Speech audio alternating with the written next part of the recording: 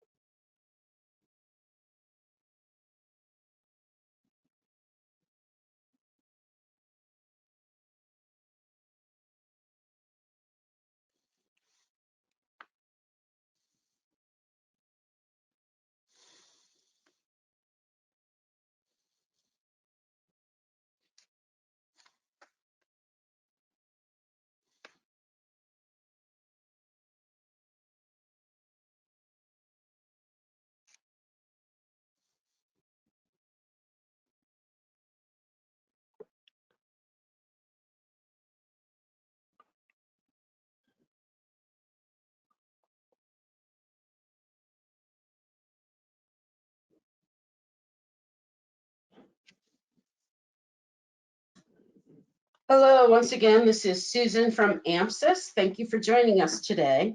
If you're having difficulty with connection or sound, you may want to close programs and browsers as they can use up bandwidth. You'll notice a control panel to the right of your screen. This is where you'll be able to type questions directly to the moderator. You may type your questions at any time and they will be addressed by the moderator during the Q&A session at the end of the presentation. A survey will be emailed soon after this event.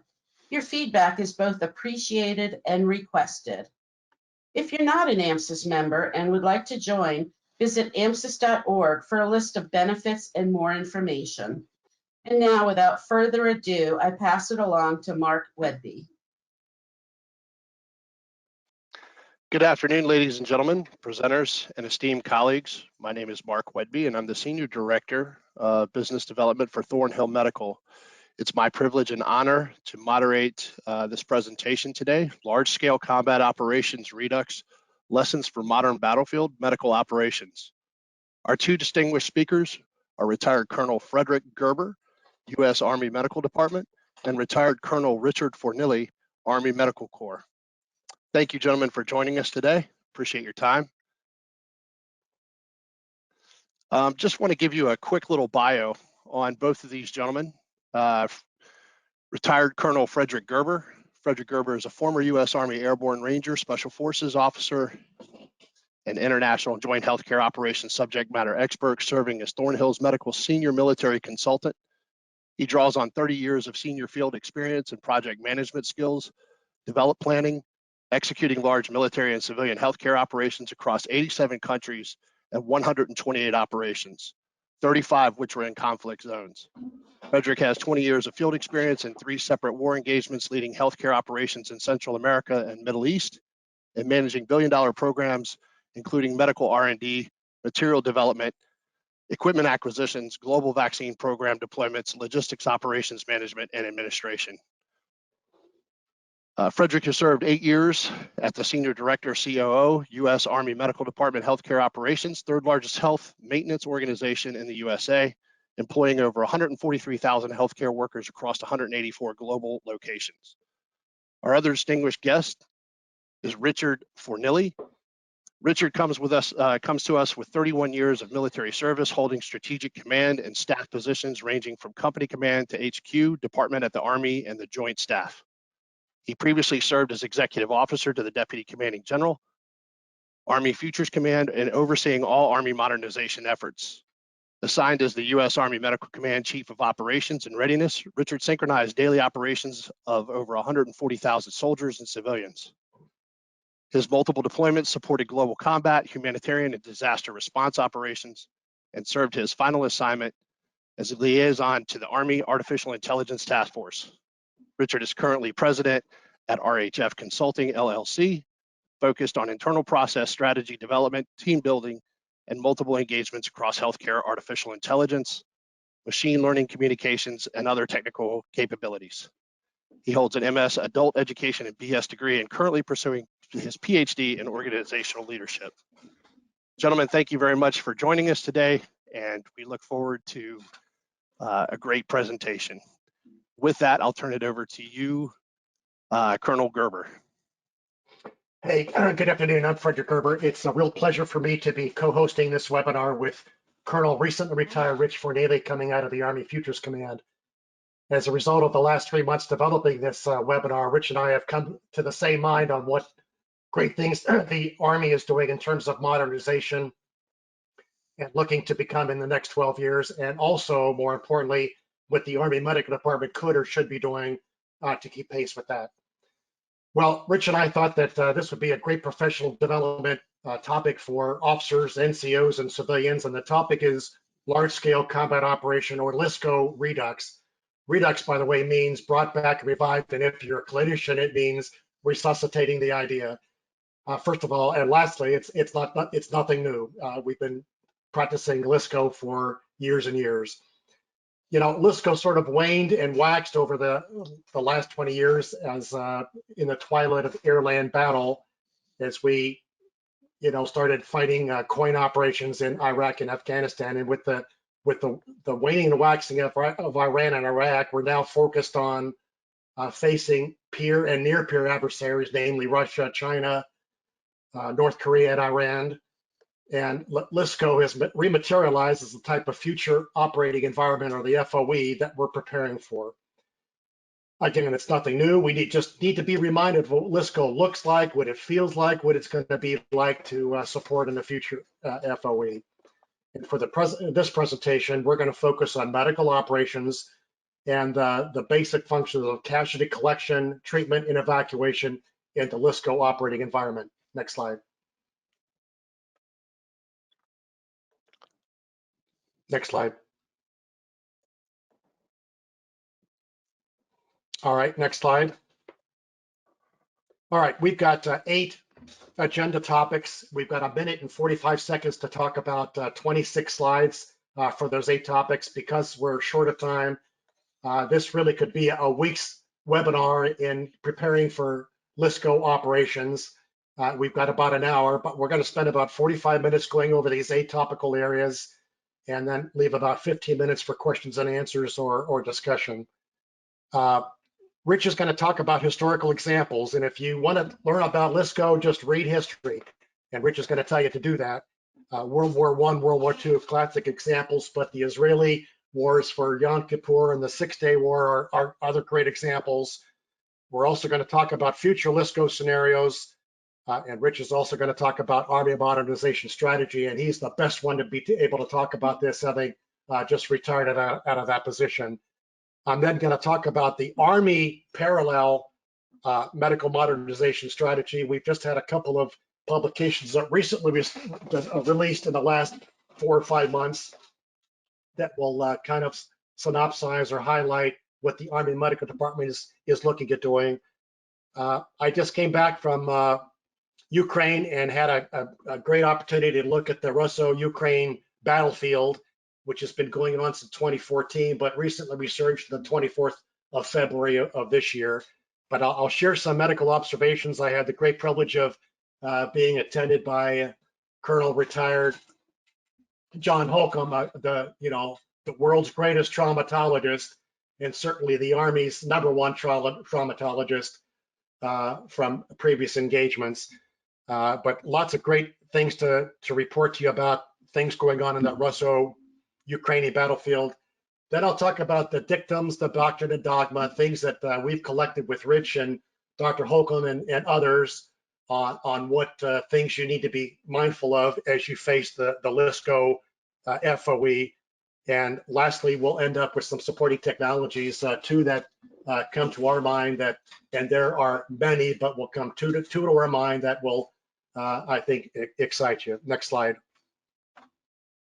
All right, if I only had 1 slide to share about LSCO combat operation, it would be this slide. Since 2003, the invasion of Iraq, no units larger than a platoon were at risk of destruction by enemy forces. Now think about that. No units faced enemy forces able to mass fires like the Russians and Chinese are able to do, or maneuver in a combined arms environment, large-scale forces effectively. Think about that. We haven't done this since World War II. Look at that picture. It's a Russo-Ukrainian battlefield shot a couple of months ago in 2022, a field part marked with artillery craters. And look at the space in between those craters. And think about how you're going to survive that kind of a battlefield. It goes back to World War I, where casualties laid on the battlefield pockmarked like this for 3 to 4 days until somebody was able to get at them when the artillery barrages sustained themselves and people were able to get out to collect them, treat them, and evacuate them. This is really going to be a challenge, the LSCO FOE. Next slide.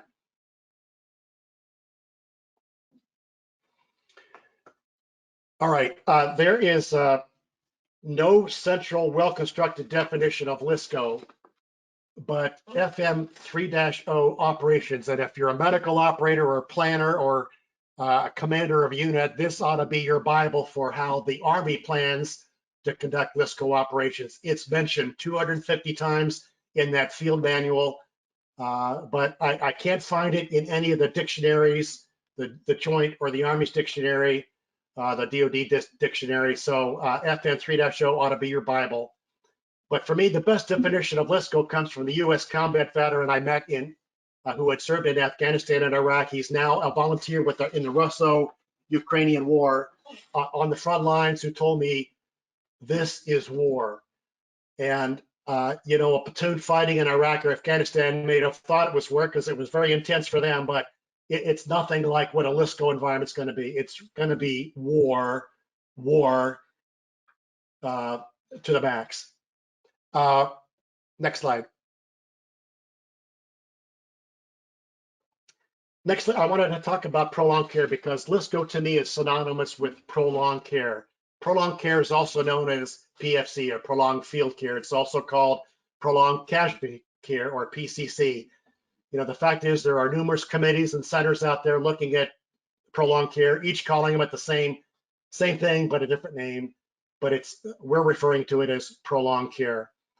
Now, at the battalion aid station, for example, prolonged care would be accumulation of casualties beyond the 24 hours or the doctrinal 24 hours that a battalion aid station is able to keep a casualty before evacuating them to Role 2 medical companies. At the medical company, Role 2, prolonged care would be an accumulation of patients or casualties beyond the doctrinal holding capacity of 20, expandable to 40 for a period of 72 hours before you had before you've got the ability to evacuate them to a Role 3 medical treatment facility. But I like to say, with my adventure in Ukraine recently, think of the 90-day siege of Mariupol that lasted 90 days from February to May of 2022. You had about 4,000 Ukrainian combatants under siege at the highly defensible Azovstal iron and steel works. 1/3 of them were killed, 1/3 were wounded. You know, wounded meaning amputations, lots of amputations without anesthesia, and 1/3 of them evacuated from that scenario. Next stage, next slide. All right, Rich, I'll turn it over to you. Good morning, good afternoon, retired Rich Thornhill. It is an honor to be on talking to you about this important topic. As Fred described the LSCO characteristics and said it's not new. It isn't. It's been around, still around. What I plan to describe is the technological advancements of today and tomorrow that I believe that are going to impact of said LSCO characteristics and conditions. In subsequent slides, discuss examples of LSCO from a historical standpoint. And for those of you that have been around a little bit, I'm going to date myself shortly, but move on to providing kind of a background of the Army modernization strategy, the establishment of the Army senior leaders' priorities, the cross-functional teams, and what has been described as the 31+4 modernization efforts that are ongoing and that are going to take and move the near peer to regain overmatch, and that's to be seen.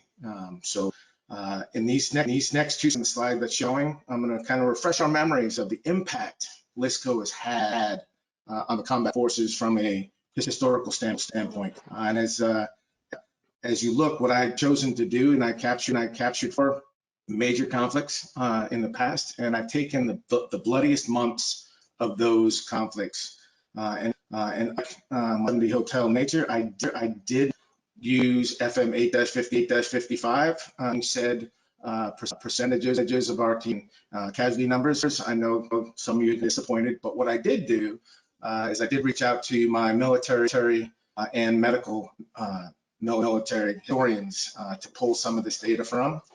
So I'm not going to read those to you, but what I do want to point out, as we all know, is it's not wounded.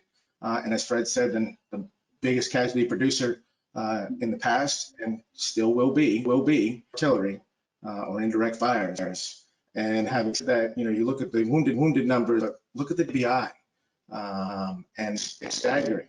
And you look at, and as I discussed, the modernization and the future scenarios of LSCO, this really needs to stick in your minds with the DBI, the wounded. How are our forces arrayed, and how are we maintaining the tactical agility to support the forces as we continue to move into the future. World War II, November 1944, over 350,000 casualties 300 of them, if you look, 300 DMBI were CONUS-based. 300,000 were across, not just deployed in combat, but also CONUS-based. Still putting us on our capabilities from a medical standpoint. But look at RTD, the return to duty numbers. That's not a bad thing. Yes, have we done so much better in the past? Yes. But what we have to do is cultural shift, because we haven't done this. Fred said it right off the bat. We have not done LSCO in a long time. These numbers, back in Afghanistan numbers, are not accurate of what future return to duty are going to be. It's a fact, yet not a discussion topic that a lot of us want to portray and want to engage in, but it needs to happen. Next slide. Rich, I just wanted to go back. Can you go back one slide, Mark? I just want to reiterate World War I, the wounded and hospitalized was from one battle. Is that correct? And in terms of DMBI, that included the Spanish flu, like the COVID has hit us today.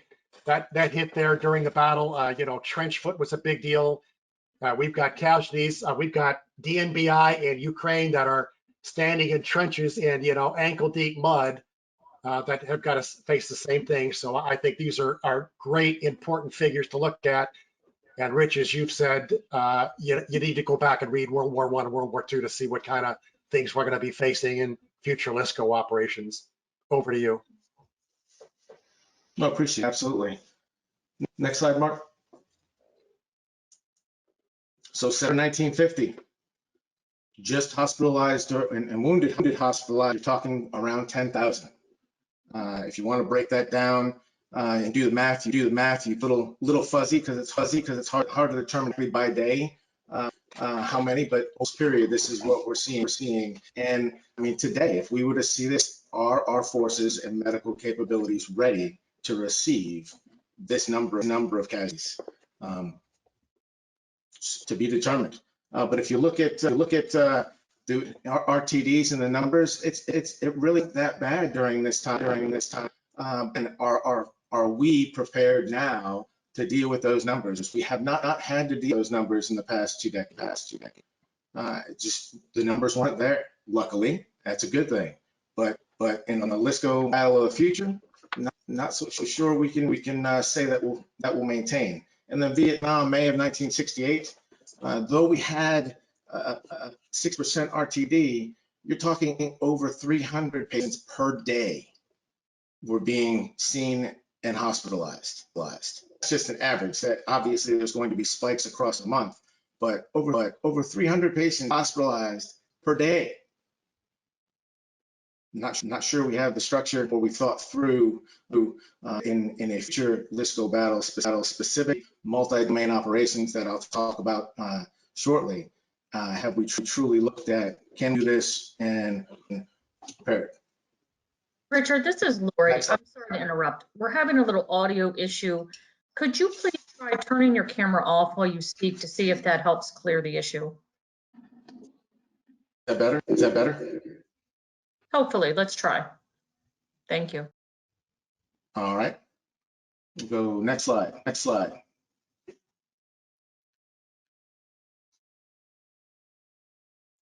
All right, future LSCO scenarios. I'm not going to read that to you. Take a look. What I am going to point out and emphasize is distance.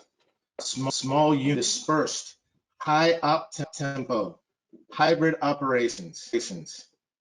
Force with the modernization that are being developed currently, potentially could lead to a platoon-sized element covering what has been known to cover as an area of responsibility of an actual company today. A company-sized element may have a AOR, a battalion or larger. With these small units and the dispersion of forces, have we maintained the tactical agility to be able to support the force of the future from a medical perspective? That's something that I think about. But we have currently discussions since but in the last 2 years, discussions at Army Futures Command Future and Concept Center, the TRADOC Training Research and Analysis Center, TRAC, G3FM, and TRADOC alone have all been looking at the structure based on the modernization efforts. So is every infantryman going to get FS goggles set? Do they need it? We're not trying to do the same system of old where everybody gets everything. Looking at the modernization and the technologies, trying to put the technology in the right place on the battlefield of the future to maximize effect. So every artillery battalion may not get an ERCA platoon, extended range cannon platoon. It's going to be placed in specific areas, which is why the Army G3 and senior established what's called the multi-domain task force, and that's being tested and established Project Convergence, and those exercises are ongoing, typically around this time now, every year, testing new technologies and capabilities across the joint force. And this year, I believe, to include our coalition partners, basically looking at how do we command and control the new technologies, and where is it best suited for placement on the battlefield.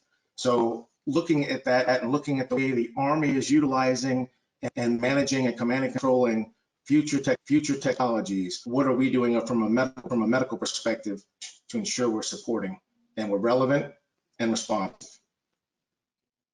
Next slide.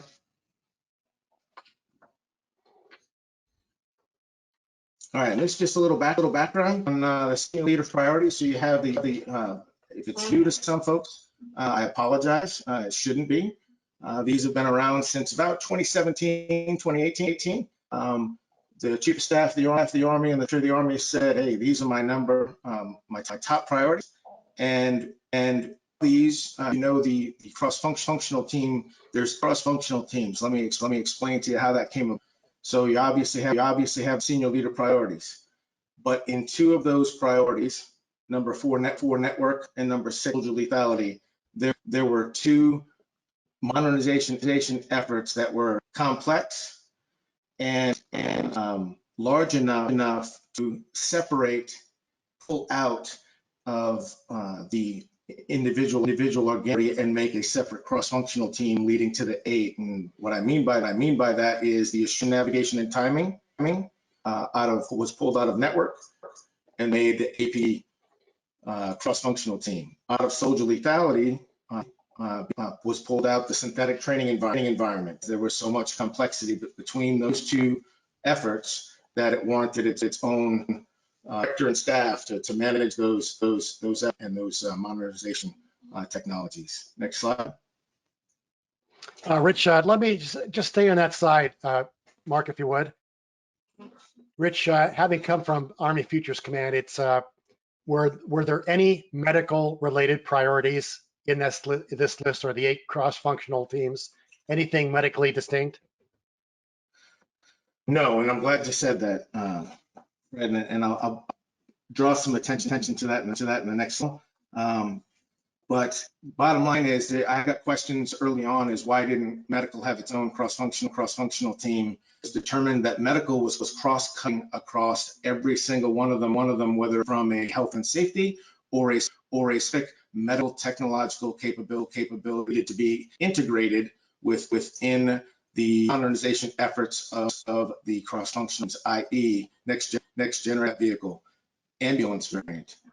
I agree. I couldn't have said it better, but it's important for the audience to know that the 6, 8, 31 plus 4, that's the Army modernization strategy kind of wrapped up, and it's important y'all understand that. But it's disappointing to me, looking at history and what we're going into in terms of future LSCO FOE, that there isn't a single medically mentioned priority, as we've just went through 20 years of near 98% battlefield survivability, that nothing is mentioned to kind of sustain that. We are not going to have 98% battlefield survivability without becoming a priority to find the technical capabilities to be able to do that. And Rich, I think, is going to flesh some of that stuff out, but it's very disappointing that we're not specifically mentioned. Over. Thanks, Fred. And yes, I will delve a little deeper into that on the next slide. Mark. Cross-functional team efforts. This is the 31. There's 31 listed in black. The 4 in blue are from the Rapid Capability Critical Technologies Office, this RICTO, which is really your high-energy laser, your high-powered microwave, your mid-range capability, and your long-range hypersonics weapon. Those are the 4 or the plus four keys that are mentioned or described 1 plus 4. But as Fred said, if you go all of these 31 modernization efforts for the Army, there is not a single medical modern effort listed. And where we need to be concerned, or at least ask ourselves why, if we're truly looking at the future and we know the current state, money talks. Every cross-functional team director is on the Hill multiple times a quarter talking to and getting support and funding for their respectively. Out having medical integrated, now medical is competing against those CFT directors and the funding, which is finite. You know, Rich, excuse me for interrupting. I just, this goes to what we're seeing with the Russo-Ukrainian war. You know, the US is the largest donor of aid to Ukraine within the NATO alliance, about $56 billion. About 99.99% is going to lethal aid, you know, bombs, bullets, missiles, rifles, tanks, etc. Not even 1% has gone to non-lethal aid like medical systems. And, you know, it just seems to me we've perfected the art of killing, but we've also perfected the art of saving lives, demonstrated in the last 20 years. And again, just disappointing that we're just not don't have a stronger presence or don't have an emblem on those 8 functional areas there, or listed as a separate medical item on those 31 plus 4. Over. No, thank you. I don't want to, I'm not trying, this is not, you know, bash Army medicine and hang them out to dry, point out their flaws and deficiencies. What I will say is just before I retired, there's movement of signing a medical representative full time to 5 of the 8 cross-functional teams, and that's where medical is truly relevant, not just from a health and safety perspective, but from a medical requirements, medical capability perspective. And those were the Operation Combat Vehicle, the future vertical lift, network, environment, and soldier lethality cross-functional teams. So I could talk on this for days, and we don't have time to do that, and nor do I want to take up too much of Fred's time. Transition over to who's going to kind of bring home the Army medical modernization strategy and some lessons learned from the Ukraine conflict and more. Fred? Next slide, please. Well, Rich just outlined the Army's modernization program, which is very important that you understand where the Army is going in terms of modernization, because within each of the modernization programs, as Rich just indicated, we've got to take a look at the medical component and what we need to develop to support those 31 plus 4 functional items. The Army Futures Command just published in March of 2022 Armed Forces Army Futures Command pamphlet 71-20-12. Rich just found it. You know, unless you're on the internet every day, as Rich and I are trying to flesh out all this stuff, it doesn't become very obvious unless somebody sends it to you. But in March of 2022, Army Futures Command came out with the Concept for Medical 2028. Super interesting manual to look at. And 3 important things I want to highlight. First of all, they said that the precepts talked about in that pamphlet were influenced by lessons learned. Well, you know, Rich and I talked, well, what are those lessons learned? I don't see them published anywhere. What lessons do you want us to learn? I think the AMIT could do a better job of publishing those lessons learned from World War I, World War II, and some of the other Middle East conflicts that had tenets of large-scale combat operations associated with them.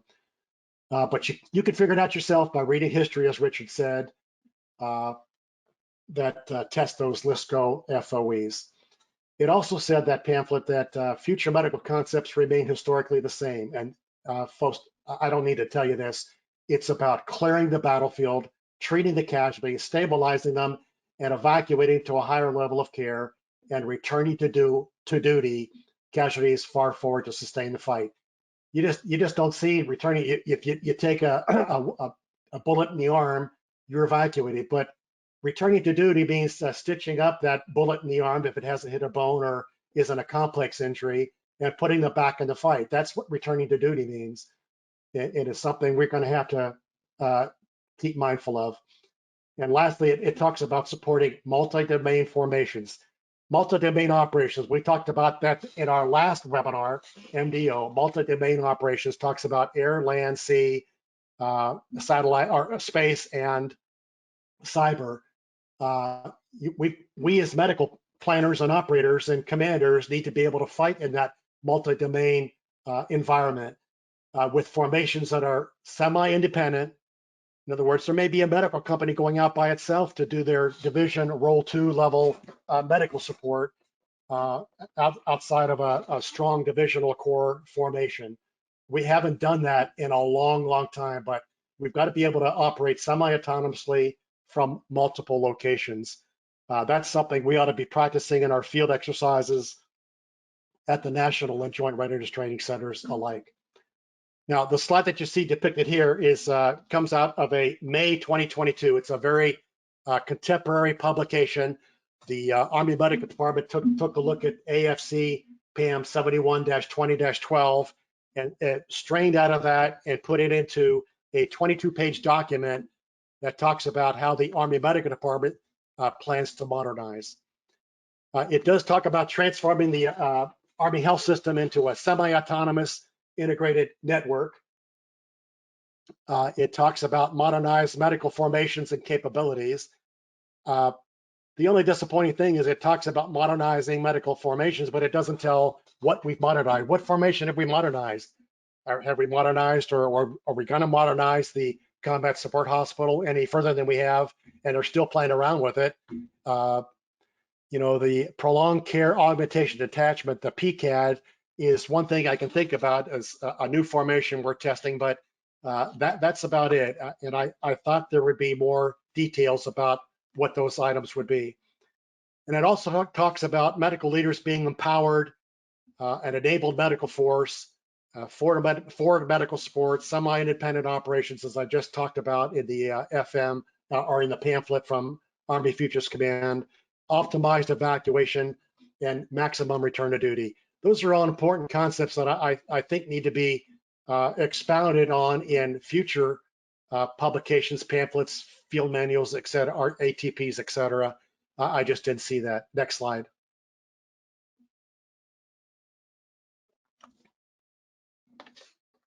Next slide. There you go. So expanding further on that Army Medical Modernization Strategy dated May of 2022, it talks about seeing casualties on the battlefield. Well, what does that mean, seeing casualties on the battlefield? Are we going to see them from a NASA satellite? Are we going to see them from a handheld quad drone copter? It doesn't talk about seeing casualties on the battlefield. And what are we going to see? A person laying still on the battlefield? Does it show that they're dead or alive or wounded? It just could expound on that a little bit better. It does talk about care webs, the strategic joint coalition, multilateral host nation.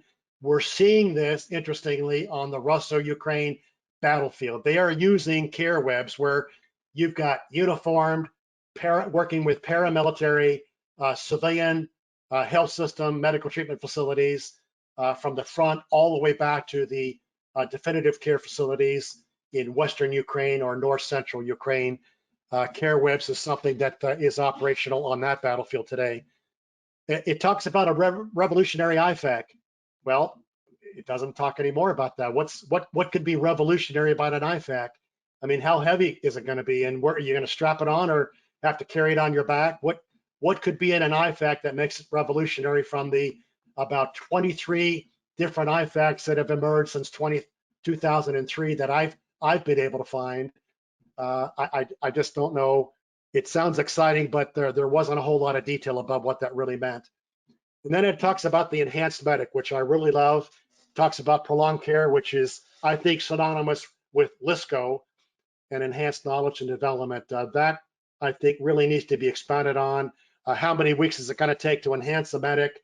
I thought recently we just turned down by TRADOC in terms of increasing the amount of time we were going to have to train combat medics. So the fact that we talked about the enhanced medic and the inability to add weeks and weeks of training for that combat medic was just a little confusing, but I'd like to see more details on that. Next slide.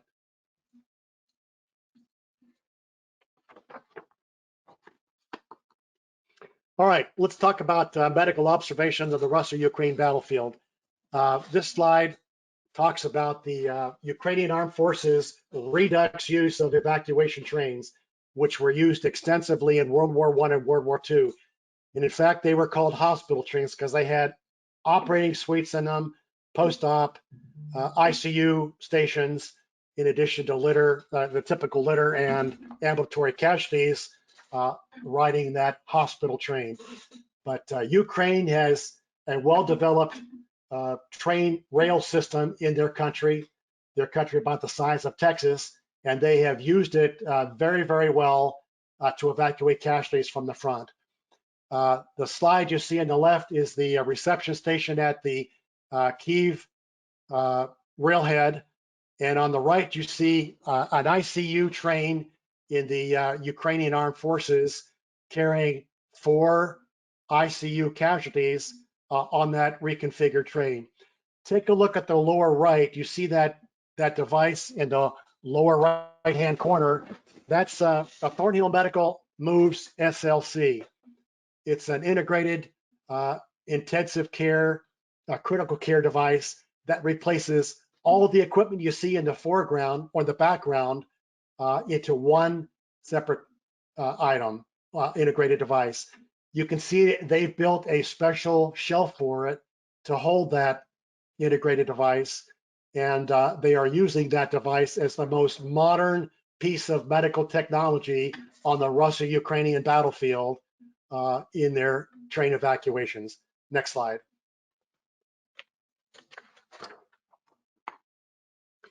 All right, I've shown some of the trench warfare, the battalion aid station redoubt that was built into the trench lines. That's what they're doing in Russia-Ukraine. They're using trench warfare because trenches are the only effective way of protecting soldiers from, you remember that battlefield cratered, artillery cratered field, that picture I showed you. Trench getting below the ground is the only effective way unless that artillery round hits within that trench, and some of them do. But trench warfare is back in play now, and somebody needs to talk about that. How can we dig trenches quicker, faster, and deeper to support or sustain ourselves on that artillery heavy battlefield? LSCO is going to be artillery heavy. You know, Russia currently today is firing 70,000 artillery rounds. Ukraine is firing about 30 or 40,000 in response because they don't have the amount of ammunition that Russia has being imported from Russia. But think about that, 70,000 rounds. That's like 3,000 rounds a minute. It's just an incredible number of artillery rounds hitting the battlefield where it essentially paralyzes you. You can't go out there in the field to recover, to clear, to treat, and sustain and evacuate casualties in that kind of environment. It's also the biggest killer of tanks. I didn't know that before researching it. You know, I thought the Javelin, the TOW would be the biggest casualty killers of tanks. That's not the case. It's artillery. And take a look at the picture on the top right there. That's a satellite image of those little bright spots are artillery firings, massive battalions or regiments or brigades of artillery fire along the front line of the Russo-Ukrainian border. It's just it just boggles your mind to think about role 1 and 2, the battalion aid station and the medical company. It's unlikely they have a strong individual first aid, combat lifesaver, battalion aid station stabilization structure. They just don't have it because they're following a Russian practice of medical organization for warfare. It's archaic. It doesn't value the life that we have. Just a different culture and focus on role 1 and role 2. Lastly, I would say that the field medical card DD form 1380 and the substitute forms for that we see in the Ukrainian role 4, it's just not evident, as it is one of our top priorities for our future Army Medical Department, is to document the treatment given from role 1, from the point of entry all the way back to the definitive care facilities at role 3s and role 4. They've got the same challenge that we do ourselves. Next slide. Lastly, in terms of patient transport and en route care, you see in these slides below, these are all paramilitary organizations. It's a local community that call themselves medical battalions or medical brigades that organize as like volunteer firemen or volunteer ambulance drivers that train themselves. They go out on the front lines of troops, clear the battlefield, put them in commercial ambulances, as you've seen here. You see, if you Google it, you can find out a lot of these paramilitary medical battalions and medical brigades are looking for contributions to buy Dodge Caravans, vans like you see in the bottom left there. In the middle photograph, you see a bus which is outfitted with 5 ICU patient beds, and in the lower right, you see a commercial ambulance with a casualty. And if you see at the lower left-hand side of that picture, you see a AMSUS SLC that is strapped to the litter of that casualty to provide en route critical care, oxygenation, suction, ventilation for the return or the transport of that en route care casualty. Next slide.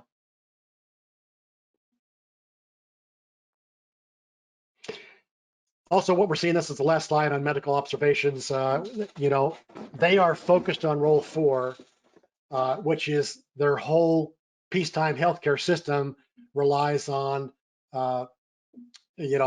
level 3 and 4 medical treatment facilities, which we would require patients to go through, a role 1 patient care before they get to role 4. But they rely on role 4, and their goal is to get the casualty to role 4, as opposed to spending a little bit of time at role 1 and role 2 on taking care of the casualties.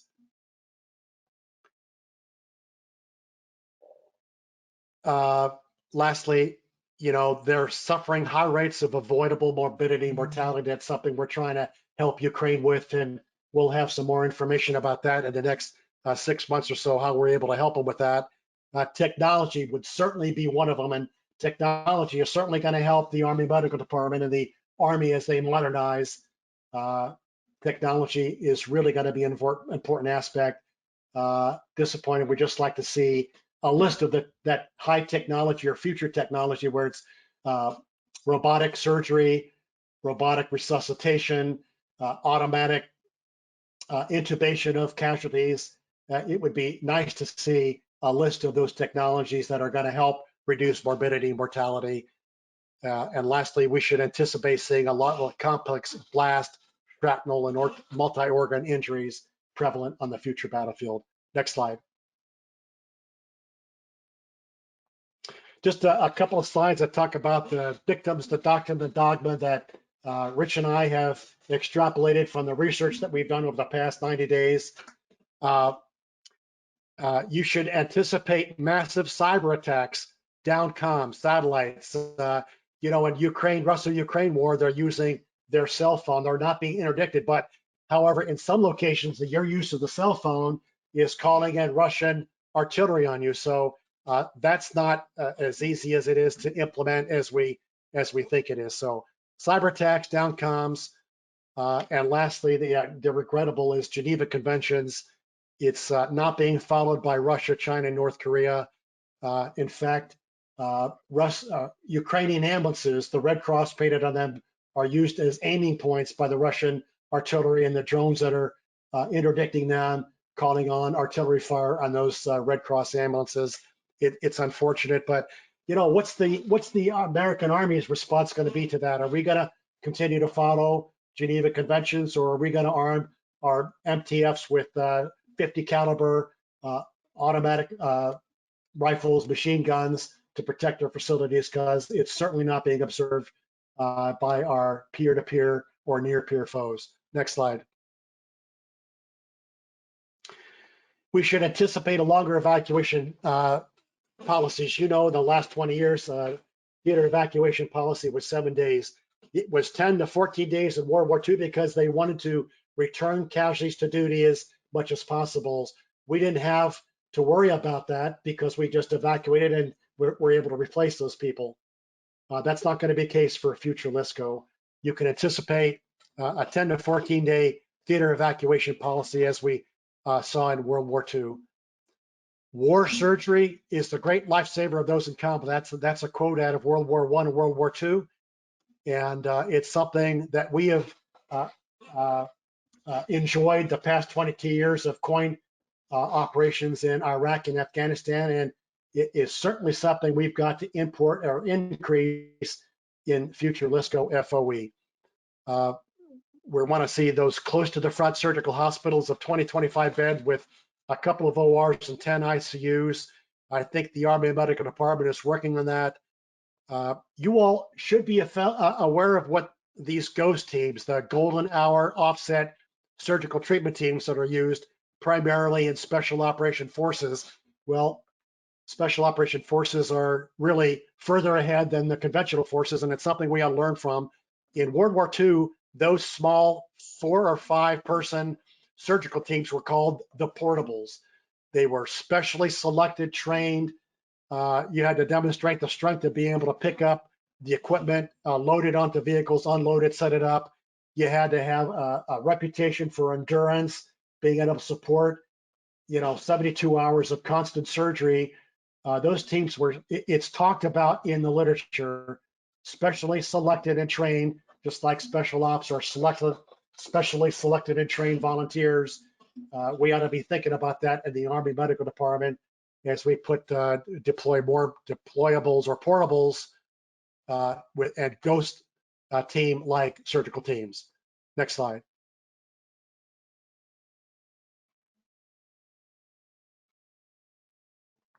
All right, just here's my ideas, having synthesized the literature from World War I, World War II, and the Middle East, Arab-Israeli wars, that I'm thinking that battalion aid stations need to be leaner and more powerful than they have been used. They're rarely used because we've had air superiority. You treat the casualty, you stabilize them, you get them off your hands, first of all, so that you can, close up shop and maneuver with your maneuver force. But battalion aid stations are going to have to be able to sustain more than one casualty in a 24-hour period as we undergo prolonged field care. So I'm suggesting they ought to have 3 or 4 treatment positions or stations, be able to hold up to 10 casualties, expandable to 20, and be able to hold them for 3 days. That's what a prolonged field care to me looks like. And I have a lot of experience with divisional medical companies. I've always thought that the medical company was a powerful division level or battalion combat team capability. But again, we haven't used them to the max because we had air superiority. Our concept was to stabilize and put them in an aircraft, get them out of our way. In the future, those medical companies that have great capability with the task organization they currently have to be able to hold 20, expandable to 40, hold them for 3 to 5 days, just a powerful treatment capability that I think we ought to rehearse, reinvigorate, and exercise on the Joint and National Training Centers. Next slide. We're going to have to use all means of air and ground transportation as we did in World War II. Nothing goes back empty. You got an ammunition truck that comes in delivering ammunition. They've got to go back with casualties that are stabilized with en route care, hooked up to a AMSUS SLC like modern technology to get those casualties back to the next higher level of care. Renewed use of trains, I think, ought to be looked at for European or Central European, even Asian countries that have a great rail system in place. Those were very successful in World War I and World War II. And I think the Russo-Ukrainian war is going to demonstrate that the Ukrainian use of trains is going to be a very successful combat. Artillery, as I've said before, artillery is going to be the greatest casualty producer, and we'll see 80% of the wounds produced primarily by artillery, by weapons other than bullets. Next slide. All right, next two slides. I'm going to talk about one. Rich is going to talk about the second, but you talk about the future LSCO battlefield, how intensive and lethal and brutal it's going to be. I'm going to demonstrate one piece of equipment that I think demonstrates a piece of equipment that is MDO capable, able to operate in those 5 multi-domain operations. Something that talks about that's something that's a piece of equipment that's currently semi-autonomous, and in the next 12 to 24 months will be fully autonomous, where you strap this machine onto a casualty, and a doctor 6,000 miles away is going to be able to manipulate that machine to give a squirt of oxygen or adjust the ventilation. Just really a great piece of equipment that's being used on the Russo-Ukraine battlefield, most modern piece of battlefield on that theater of operation, something that's being utilized now. And these pictures just kind of separate. The picture on the left shows, the 4 separate pieces of machinery that are rolled around, 4 monitors, 4 power cords, different power sources for each one. But you look at the AMSUS SLC, it's 1 power cord, 1 monitor, 1 battery source, using less power than those 4 independent pieces of commercial off-the-shelf equipment we're currently using in our tables of organization equipment. That one integrated piece of machinery takes all 4 of those pieces, integrates it into a 40-pound man-portable, litter-capable piece of equipment. That's the kind of things I'd like to see the Army Medical Department depict on what's out there now, or what we plan to implement to support the LSCO battlefield. Next slide, and over to you, Rich. This is the, I want to point out the small multi-purpose equipment transport, or also nicknamed the Army. Bottom line is this is a capability mainly designed for logistics through the sustainment community, but it has a medical as well, to include transport, i.e. It has a capability of loading a patient on a litter onto the mule, and then autonomously moving them. I think as we start to look at the LSCO of the, and like I said, those platoons covering areas of responsibility the size of what currently the companies do, and then a company doing what a battalion does with regards to space, battle space. It's important to maximize and leverage the capabilities out there. So you figure now you've got a company that we based on current force structure, have 1 to 2 company medics that are out there on the battlefield now in an area that's the size of what is now covered by a battalion. How do we get those casualties to a casualty collection point for the company? How do we get to the battalion aid station? The assets that we currently have going to be challenged and honestly inadequate at that space, time and responsive enough to the folks and the combat forces on the ground. And this expands to not only ground transport from an autonomous perspective, also brings into air and larger scale ground. So are we a mule? What about using the RC or a variant of one of the other RCV, light RCV, and those are the remote control vehicles that Next Generation Combat Vehicle cross-functional team are working. But what about an ambulance variant there, or not even an ambulance variant? The current existence RCV for. I think we need to start looking at shifting our mindset from, what doctrinally in the past has been ASVAC versus medevac. Medevac being in-route care with a. Well, I think we need to have technology is out there, and we need to leverage technology to be able to do in-route care autonomously. And I think that's the way of it. But it's going to take a huge cultural shift within the medical community that happen. Next slide. Great. Next slide. All right, this is the last slide. Rich, I'm going to let you do the first three, and I'll do the last three. You bet. So without wasting time, let's go. Read history. It's not new. It's been around. It still is going to be around. Study it, and then take a look at what the modern efforts are moving it forward. Second bullet: integration across modernization efforts. When I went over to the Army in the cross-functional team modernization efforts, there are medical modernization efforts in that list of 31+4.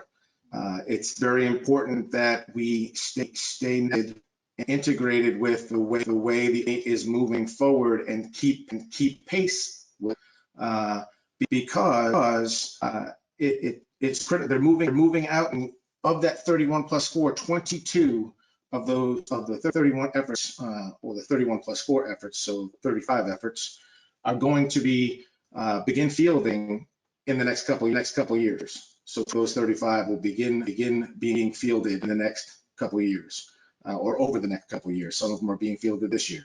Said before, integration's key because funding is competitive. We got to stop competing against our own counterparts and start getting on board with what they're doing, and see if we can't just do a slight cation or utilize what they're designing, or get on board early and design something that's actually multi-functional as we move forward. But in order to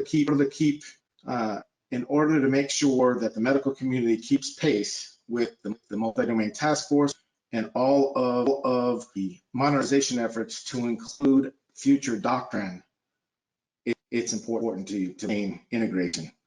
And then the last bullet, maintaining the situational awareness. I'll share with you something to me. I never saw it when I was in uniform as a medical planner, even at the Pentagon level.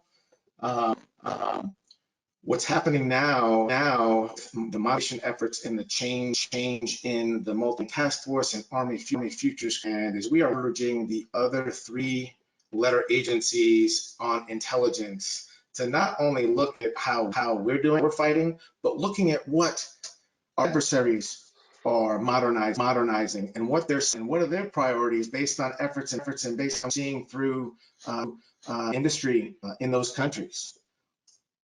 It's there. We need to make sure we get integrated from a medical perspective and see our adversaries are performing, because whatever their technology they're developing, that is what's going to be the casualties for us. And the medical needs to be ready to support and provide responsive medical care to those injuries and those casualties appropriately. Well, first of all, I have great respect for what the Medical Research and Development Command and the AMED Center of Excellence is doing in terms of, preparing for modernization. But Rich, when you talk about the rest of the Army modernization program, getting ready to field 22 systems in the next couple of years, I would love to see a list of what the Army Medical Department is going to be fielding in the next couple of years that meets all the tenets for LSCO support and an FOE. So that's kind of what I'd like to see. My last 3 bullets, LSCO. It's intense, it's lethal, it's brutal, it's real war. And again, as Rich said, go back and read World War I, World War II, Arab-Israeli wars, and you'll see what that really means. It is really different than what most of you in your careers have experienced in the last 20 years. There are going to be sudden events that that medical company operating independently and from multiple locations will have a sudden event, creating large numbers of casualties in a compressed period of time, proving challenging environments for them to efficiently collect, treat, stabilize, and evacuate casualties. It's going to be very, very different than what we're seeing today at the national and joint readiness training centers. My last bullet just goes to just to indicate that I think the AMED breakout doctrine, the technology revolutionizing support for LSCO, I think is lacking. You can read a whole lot about what the rest of the Army is doing in terms of modernization, what systems are going to be bringing out in the next couple of years. You see it in all the AUSA magazine advertisements, all the other DoD literature.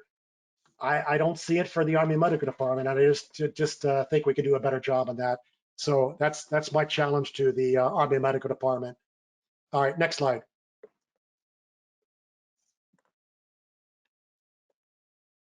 All right, we've gone about 6 minutes over our allotted time that we wanted to talk. The rest is open for questions and answers. So Mark, I'll turn it back to you and the other ladies controlling this webinar to see what we've got. Over.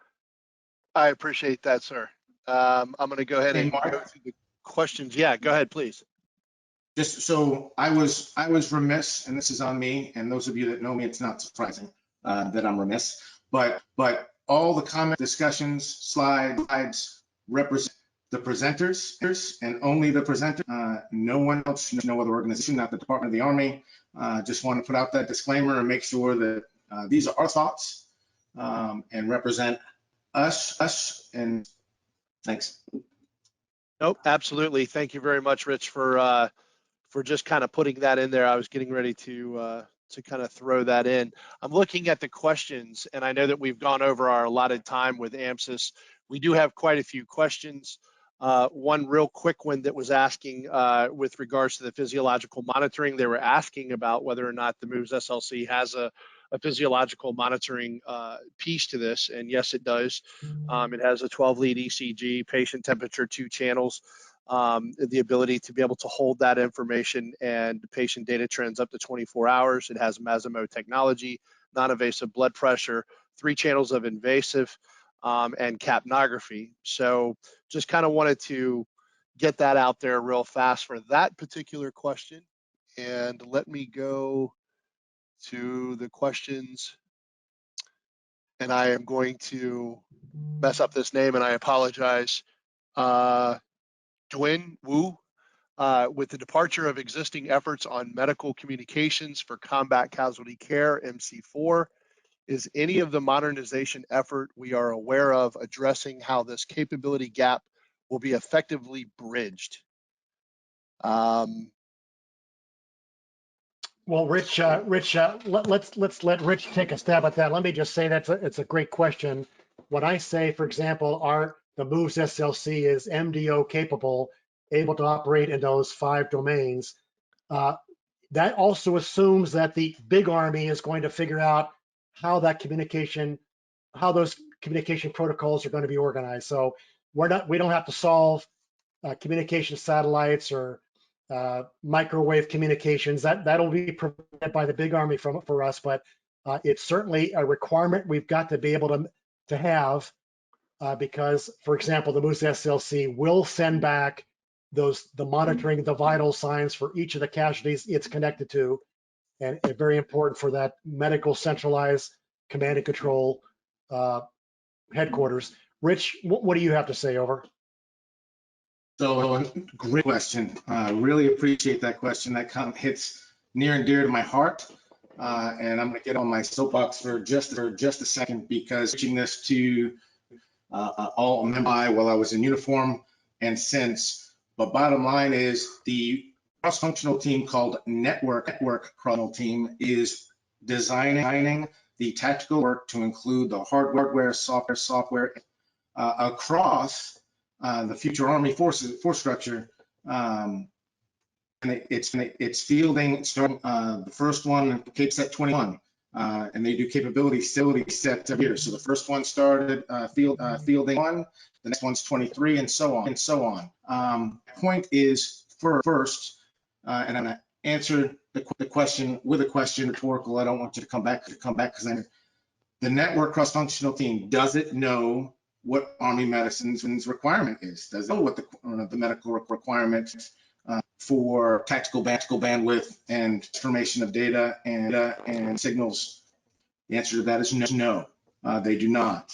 And next one would be, are we integrated into the cross-functional team? Are we the medical community to that network cross-functional team? And 6 months ago, the answer to that is no.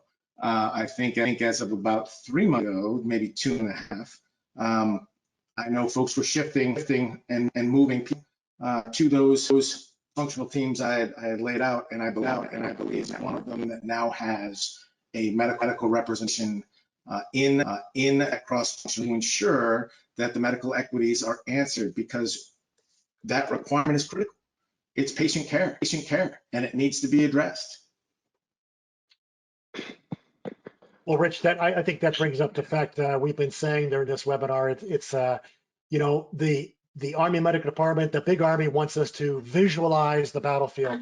Well, I'd love to visualize the medical battlefield by seeing a list of all the items we're going to produce, all the things we're modernizing, and the priorities for those things, to include C4 that we just talked about.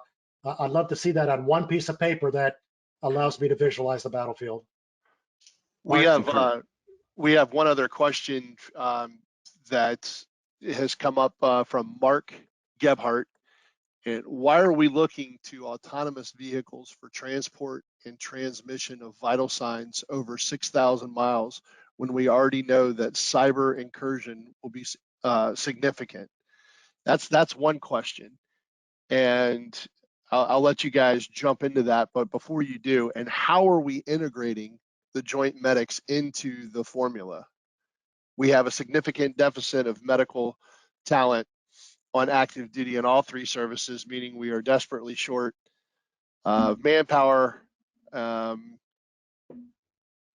And yeah, if you guys can answer that, I can go back and repeat it if you need me to. But the first question was, why are we looking to autonomous vehicles for transport and transmission of vital signs over 6,000 miles when we already know that cyber incursion will be significant?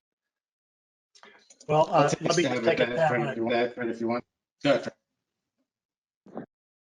Cyber incursion, that's coming from 70 Delta, I suspect. Great question, and my simple answer to that is I don't know, but I'm looking to the signal community of the big Army to solve that problem for us. Our job is not to solve cyber incursion. Our job is not to figure out the cyber multi-dimension capability we're going to face in the future battlefield. I want the signal people to figure that out for us, tell us how we're supposed to operate. But the fact is, everybody's going to have to communicate. The big Army, artillery, the lethal component of the Army is going to have to communicate. Cyber incursion is going to be a problem, but we're going to have to deal with it. It's got to be solved somehow in some formula. But we're going to need autonomous or semi-autonomous evacuation, because we're not going to have air superiority from one standpoint. So we're going to send them back with an autonomous capability that can fly low, fly under the radar. That's my answer, Rich. So I will just say that yes, I concur. We will not be solving that from a medical standpoint. The assured position timing cross-functional team, EA, the network cross-functional are all working towards the solution to that. But the reason why we're looking to use autonomous vehicles and capability is potential assets. If our maneuver folks, why not at least plan to utilize what the technical resources are on the battlefield to evacuate casualties? The second part of that is it's a zero-sum game. Yes, we are critically short providers. We are critically short medics, but it is stuck at a cap, a personnel cap, And we just created Space Force, we created Cybercom, we're creating all sorts of things to modernize. When I say it's all sorts of AOCs and MOSs that draw from that zero-sum game, that personnel cap. And again, if integrated, big Army loses sight over medical requirements are and where the degradation could be in the future. There is a gap, there is a shortage, but I don't believe it is seen and visible across big. Well, Rich, the other thing I would tell for the questionnaire in terms of cyber incursion, look at what's happening on the Russo-Ukrainian battlefield. They're surviving against a greater peer in the Russian army with all their techniques and procedures. They're using cyber warfare, but it hasn't impeded the evacuation of casualties from the front line. So I think it's doable, but we do medical. We're not going to solve the cyber incursion dilemma. We're going to look to the signal community or the big army to solve that for us. If there's a medical question, we'll solve that. Signal, we go to signal. Over. Right. AMSUS, I'm cognitive of the fact that we've gone over our time and we still have quite a few questions that I believe that we could probably get answered by sending some of this information, because some of the questions that we're looking at really are specifications and some questions regarding the MOVES SLC. Like I said, I'm just cognitive of the time, and I just want to make sure that we're not grossly overstepping our time frame. That's correct. To the audience that's still here, we will be providing all the questions that were asked during the webinar to the presenters, and they may be able to respond back to you on an individual basis. Absolutely. Stacey Carroll was asking about the slides, and anybody that's requesting those, is that something that we can provide to those individuals that do request the slides, gentlemen, or? Correct. Okay. Anyone that wishes to have a recording of the program or a copy of the slides, please send a request to membership@amsus.org. That information is also in the survey that will be coming to you in about an hour. So, please take a moment to answer the survey, but also you can send a message to membership@amsus.org requesting the slides and the recording. And we do apologize for the bit of the audio issue here. Hopefully by seeing the slides and re-listening to the audio recording, you might be able to get a little bit more from it. If you want to continue with Q&A, we can. However, people are looking to head back to their day job, to their work. Normally scheduled life, right? Yes. So if you'd like, we can end the program at this point. Stacey, could I just add, if you're not a member of AMSUS, become a member of AMSUS. They're just a great organization, great educational and training opportunities. AMSUS, thanks for doing this today. Any questions you ask, Rich and I will certainly answer them. And we'd invite you to join us on our next trip to Ukraine to see for yourselves the great, wonderful, sad things that are happening on that battlefield. Over. Wonderful. And hopefully we'll have a follow-up to this webinar, either as a live event or another webinar. So everyone keep your eye out to see what's coming down the road. We also have a number of other webinars and events coming up. All that information can be found on AMSUS.org website, as well as you'll be receiving information via email. So on that note, if we're good to go, I will ask my colleague Lori to please close out the program. Thanks again to our moderator, our panelists, our sponsor, and of course our audience members. Thank you. Thank you. Thank you. Thank Thank you. you, gentlemen. Bye-bye. See you, everybody.